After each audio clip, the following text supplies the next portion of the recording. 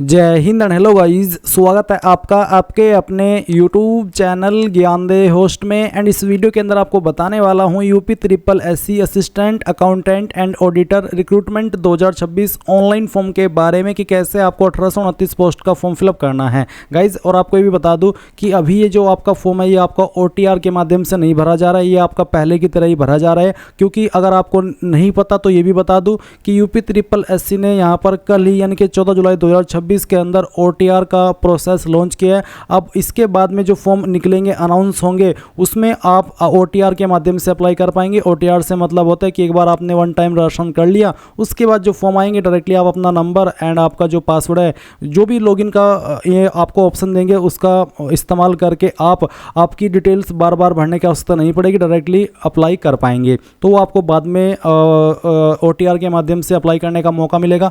अभी आपका UP triple SC assistant accountant auditor का फॉर्म पहले की तरह ही भरा जा रहा है। अब चलिए मैं आपको बता दूं कि कौन लोग इसमें एलिजिबल है। तो गाइज 1829 तो इसमें वैकेंसी है, साथ ही इसमें अप्लाई करने के लिए आपसे जो क्वालिफिकेशन मांगी है वो यहाँ पर मांगी गई है बैचलर डिग्री इन कॉमर्स या BCom या फिर PG डिप्लोमा इन अकाउंटेंसी, साथ ही NIE LIT O level certificate. अगर आपके पास ये क्वालिफिकेशन आप अप्लाई कर सकते हैं। इसके अलावा आपने यूपी ट्रिपल एससी PET 2025 दिया हो और आपके पास PET का स्कोर कार्ड होना चाहिए। फीस यहाँ पर गाइज आपसे सभी कैटेगरी से मात्र 25 रुपये ली जा रही है। एज लिमिट 21 से 40 साल के बीच है। फॉर्म आप लोग 3 अगस्त 2026 तक भर सकते हैं। अब अगर आप ये इन्फॉर्मेशन जानने के बाद में इसमें अप्लाई करने के लिए एलिजिबल है तो आप फॉर्म कैसे भरेंगे आप वो जान लीजिए। उसके पहले कहना चाहूँगा कि अगर आपने अभी तक वीडियो को लाइक शेयर नहीं किया हो तो करके चैनल को सब्सक्राइब कर लेना और बेल आइकन ऑन कर लेना। फिर जो लिंक मैंने ये वीडियो के डिस्क्रिप्शन में दिया है आप खुद भी ओपन कर सकते हो और ओपन करके यहाँ पर आइएगा। यहाँ से आप सभी की सभी जानकारी चेक करते हुए इंपॉर्टेंट लिंक के सेक्शन से अप्लाई ऑनलाइन लिंक ओपन करेंगे। अब आपके सामने ये वाला इंटरफेस आ जाएगा। अगर आप बाय चांस होम पेज पर आ जाए इस वेबसाइट के तो आप क्या करेंगे, क्लोज करके इसको नोटिफिकेशन एडवर्टाइजमेंट इस सेक्शन के ऊपर क्लिक करेंगे और जो एडवर्टाइजमेंट नंबर में 14 एग्जाम/2026 है, जिसकी लास्ट डेट 3 अगस्त 2026 है और स्टार्टिंग डेट 14 जुलाई 2026 है, यही आपका असिस्टेंट अकाउंटेंट ऑडिटर का पोस्ट है या फिर वैकेंसी है। तो आप इसके सामने जो अप्लाई का लिंक है इसके ऊपर क्लिक कर देंगे। फिर नीचे की तरफ आएंगे, सबमिट एप्लीकेशन के ऊपर क्लिक करेंगे। यहाँ पर इन सभी इंस्ट्रक्शंस को चेक करते हुए I read the instructions and accept the about declaration इसके ऊपर टिक करेंगे और आई एग्री कर देंगे। अब गाइज यहाँ पर आपको आपकी जो PET 2025 की इंफॉर्मेशन है वो देनी है। तो बेसिकली आप PET 2025 स्कोर कार्ड का जो रजिस्टर नंबर है वो यहाँ पर डाल देंगे। आपको या तो आपके PET एडमिट कार्ड से रजिस्टर नंबर यहाँ पर डालना है या फिर अपने स्कोर कार्ड से, और फिर गेट OTP इसके ऊपर क्लिक करेंगे। अगर आपका PET 2025 स्कोर कार्ड का रजिस्टर नंबर या एडमिट कार्ड का रजिस्टर नंबर सही हुआ तो यहाँ पर गाइज आपकी डिटेल्स फैच करके, फैच तो बाद में होगी, पहले आपको OTP सेंड किया जाएगा आपके रजिस्टर्ड नंबर पर और वेरिफिकेशन कोड आप डालेंगे एंड क्लिक या टू प्रोसीड कर देंगे। बट अगर आप यहाँ पर रजिस्टर नंबर डाल करके जब गेट OTP के ऊपर क्लिक करते और आता है कि registration process is not started yet, तो इसका मतलब है कि आपने गलत रजिस्टर नंबर डाला है, आप सही रजिस्टर नंबर नहीं डाल रहे हैं, क्योंकि फॉर्म आपके ऑलरेडी स्टार्ट हो चुके हैं। तो आप यहाँ पर नंबर डालिए जैसे कि मैंने बताया, या तो एडमिट कार्ड से देख करके या फिर स्कोर कार्ड से देख करके, और फिर गेट OTP करके वो OTP डालिए, वेरिफिकेशन कोड फिल कीजिए और क्लिक या टू प्रोसीड कर दीजिए। अब गाइज जो इन्फॉर्मेशन आपने PET 2025 के अंदर भरी हुई थी वो यहाँ पर फैच कर ली गई है। आप यहाँ पर ये जो नाम है, बाकी की डिटेल है, इसको चेंज नहीं कर सकते, ना ही एडिट कर सकते हैं, बस आप इसको सिर्फ देख सकते हैं। और आपको यहाँ पर इसको चेक करते हुए नीचे की तरफ आना है और इसमें एक सवाल आपको देखने को मिलेगा एज रिलेटेड। इसमें सभी कैंडिडेट को नो ही करना है, क्योंकि गाइज ये जो एज के अंदर छूट के बारे में यहाँ पर सवाल है, ये उनके लिए जो कि स्पेशल ऑर्डर के तहत, कोर्ट ऑर्डर के तहत, सेवा नियमावली के तहत चाहते हैं छूट, तो यस करेंगे और फिर उसकी डिटेल यहाँ पर देंगे। अगर आप SC ST OBC है और जो आपको छूट मिलती है SC ST कैंडिडेट को 5 साल की अपर एज लिमिट के अंदर और OBC को 3 साल की, वो आपको तब भी मिलेगी जब आप इसमें नो करेंगे, क्योंकि उसके अतिरिक्त वाली छूट का ऑप्शन है। तो आप यहाँ पर सभी इसमें नो कर देना। फिर पूछा कि are you a research scholar of the Uttar Pradesh chief minister fellowship programme. अगर आप एक रिसर्च स्कॉलर है तो आपको यहाँ पर इसमें यस करना है, नहीं तो आप नो कर दीजिए। फिर गाइज आप यहाँ पर नीचे की तरफ आएंगे, बाकी ये इन्फॉर्मेशन देखेंगे अपनी, और इसके बाद आपको यहाँ पर आपकी क्वालिफिकेशन की जानकारी देनी है। तो यहाँ पर गाइज आप देखेंगे कि बहुत सारी पोस्ट है, बेसिकली पोस्ट तो एक ही है बट वो आपकी अलग अलग डिपार्टमेंट के अंदर है। जैसे कि आप यहाँ पर देख पा रहे हैं कि कौन से डिपार्टमेंट के अंदर कौन सी पोस्ट है, और यहाँ पर आप देख सकते हैं कि इसमें मैक्सिमम, मैं आपको नीचे स्क्रॉल करके दिखा रहा हूँ, मैक्सिमम इसमें 18 डिपार्टमेंट के अंदर आपकी वैकेंसी वैकेंसी है। तो आप यहाँ पर इन सभी को अगर प्रेफरेंस देना चाहे तो दे सकते हैं, बट उसके लिए आपको देखना भी है कि उस पर अप्लाई करने के लिए क्या क्वालिफिकेशन चाहिए। जैसे कि मैंने यहाँ पर 2 पोस्ट को सिलेक्ट किया, जैसे कि मैंने पहले वाली को सिलेक्ट किया और दूसरी को कर लिया है। इसके बाद आप देख सकते हैं कि ये कौन से डिपार्टमेंट के अंदर है, पोस्ट का क्या नाम है, आपकी एज 1 जुलाई 2026 तक काउंट होगी, एज 21 से 40 साल के बीच, और सैलरी जो मिलेगी वो यहाँ पर आपको दी गई है।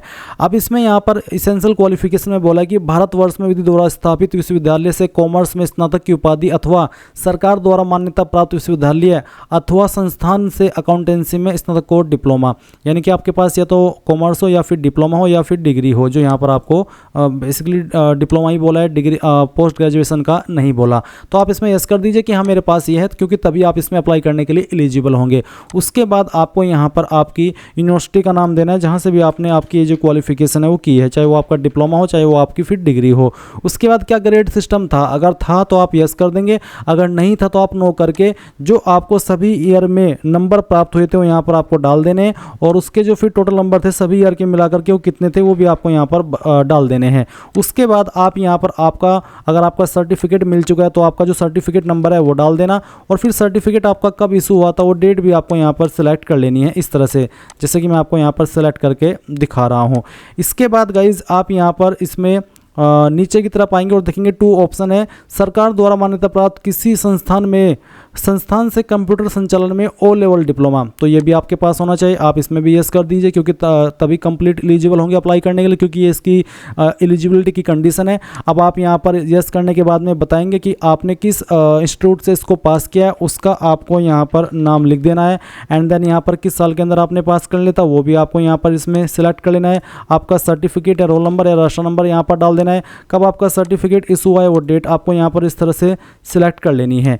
इसके बाद आप नीचे आएंगे और आप देखेंगे कि मैंने एक और पोस्ट को यहाँ पर प्रेफरेंस दी है, जो कि अलग डिपार्टमेंट के लिए मैंने इसमें यस किया। इसमें अप्लाई करने के लिए आपसे स्नातक वाणिज्य अथवा पीजी डिप्लोमा इन अकाउंटेंसी, अगर आपके पास एक क्वालिफिकेशन है तभी आप यहाँ पर इसमें यस करेंगे, नहीं है तो आप इसमें नो कर देंगे। अगर यस कर रहे तो फिर आपको यहाँ पर इंस्टीट्यूट का नाम जहाँ से आपने पास किया है और उसके बाद में किस साल के अंदर पास किया है, और अगर आपका ग्रेड सिस्टम है तो यस, और अगर ग्रेड सिस्टम नहीं है तो नो करके डायरेक्टली आप यहाँ पर अगर आपका ग्रेड सिस्टम है तो आप इसमें यस करके डायरेक्टली आपकी जो कन्वर्टेड परसेंटेज है वो डाल देंगे, यानी कि अगर आपके नंबर CGPA के अंदर है तो आप डायरेक्टली यहाँ पर जो आपकी परसेंटेज कन्वर्ट करके बनेगी वो यहाँ पर फिल कर देना। और फिर अगर आपके पास O लेवल प्रमाण है तो आप इसमें यस करके इसकी जानकारी O लेवल की भर देना। इसी प्रकार से ऑडिटर की वैकेंसी है, इस पर अप्लाई करने के लिए स्नातक वाणिज्य अथवा पीजी डिप्लोमा इन अकाउंटेंसी, अगर आपके पास ही है तो आप यस करके यहाँ पर इंस्टीट्यूट का नाम, पासिंग ईयर, ग्रेड सिस्टम है या नहीं उसका आंसर करके ऊपर जैसे मैंने आपको जानकारी भर करके दिखाई है इस प्रकार से आप जानकारी भर देंगे।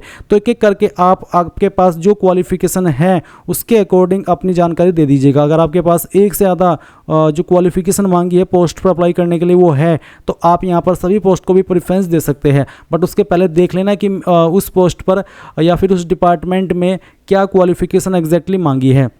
अब जैसे कि 6 पॉइंट पर जो वैकेंसी है इसमें भी सेम कंडीशन रखी है कि आपसे कॉमर्स मांगी है या फिर पीजी डिप्लोमा हो आपका अकाउंटेंसी में, और इसके अलावा आपका कंप्यूटर लेवल का O लेवल का सर्टिफिकेट मांगे तो आप इसमें भी यस करके इसको भी प्रेफरेंस दे सकते हैं। तो जितनी भी पोस्ट को आपको देनी है वो आप यहाँ पर दे दीजिए, और अगर आपको कुछ को ही देनी है तो बस कुछ को ही सिलेक्ट करना, बाकी को सिलेक्ट नहीं करना, एंड देन फिर नीचे आकर के ये कैप्चा कोड डालिएगा और सबमिट कर दीजिएगा। अब गाइज जो इन्फॉर्मेशन आपने भरी है वो सभी इन्फॉर्मेशन यहाँ पर इस तरह से आ जाएगी। मैंने यहाँ पर 2 पोस्ट को प्रेफरेंस दी है इसलिए मेरे सामने यहाँ पर नीचे 2 ये पोस्ट दिख रही है। अगर आपने सभी पोस्ट को दिया या फिर उससे ज़्यादा पोस्ट को प्रेफरेंस दी है या फिर उससे ज़्यादा पोस्ट पर अप्लाई किया है अलग अलग डिपार्टमेंट में तो वो यहाँ पर आपको सभी शो होगी। अब आप नीचे की तरफ क्लिक किया to proceed to next step, इसके ऊपर क्लिक कर देना। नाउ गाइज आपके सामने यहाँ पर कुछ इस तरह का इंटरफेस आएगा जैसा कि आप वीडियो में देख पा रहे हैं। यहाँ पर आपको एज प्रूफ में 10वीं का सर्टिफिकेट देना है और SC ST OBC कैंडिडेट को भी यहाँ पर कास्ट सर्टिफिकेट की जानकारी देनी है। तो जैसे कि एज प्रूफ में आपको 10वीं का सर्टिफिकेट देना है तो कैसे जानकारी भरेंगे वो जान लीजिए। तो मैंने मान लीजिए जो 10वीं वो की है यूपी बोर्ड से, तो मैं यहाँ पर इश्यूइंग अथॉरिटी में लिख दूंगा यूपी बोर्ड। अगर आपने CBSE बोर्ड से की है या फिर किसी अन्य स्टेट के बोर्ड से किया तो आप उस बोर्ड का नाम इश्यूइंग अथॉरिटी में लिख देना जिस भी बोर्ड ने आपका सर्टिफिकेट जारी किया है।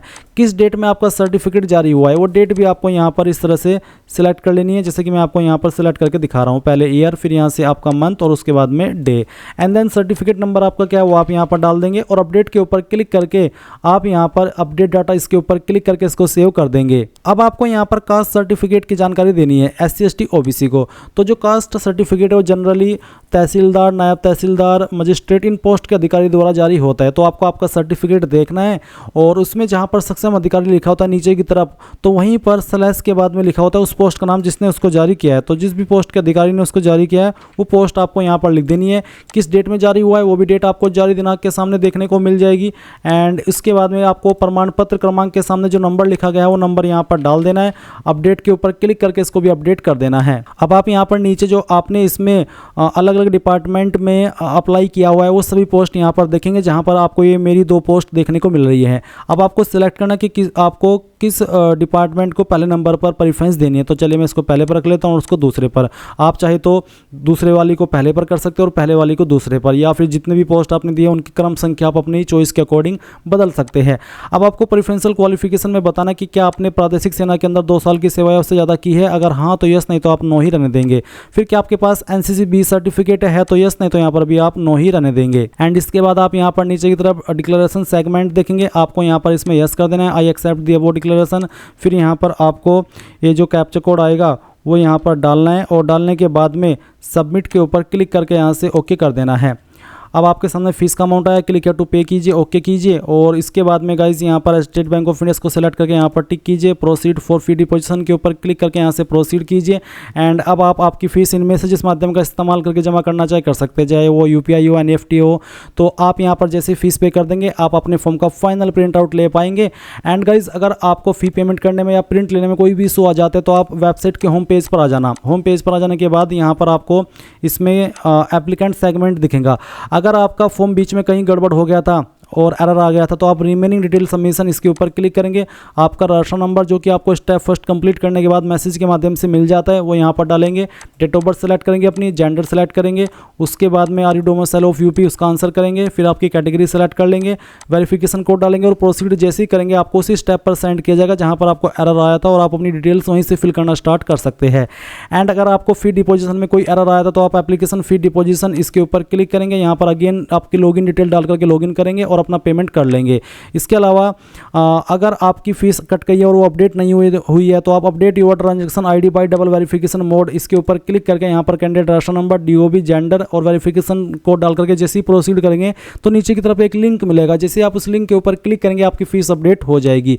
इसके अलावा अगर आपको फॉर्म प्रिंट लेना है, आप नहीं ले पाए तो आप प्रिंट डिटेल्ड एप्लीकेशन फॉर्म इसके ऊपर क्लिक करेंगे, आपकी लॉगिन डिटेल डालेंगे सब वाली और प्रोसीड जैसे ही करेंगे आपके सामने प्रिंट का पेज आएगा, आप अपना फॉर्म प्रिंट कर लेंगे। एंड अगर फॉर्म के अंदर कोई गलती कर दी है ना चाहते हुए भी तो आप मॉडिफाई सबमिटेड एप्लीकेशन इसके ऊपर क्लिक करेंगे।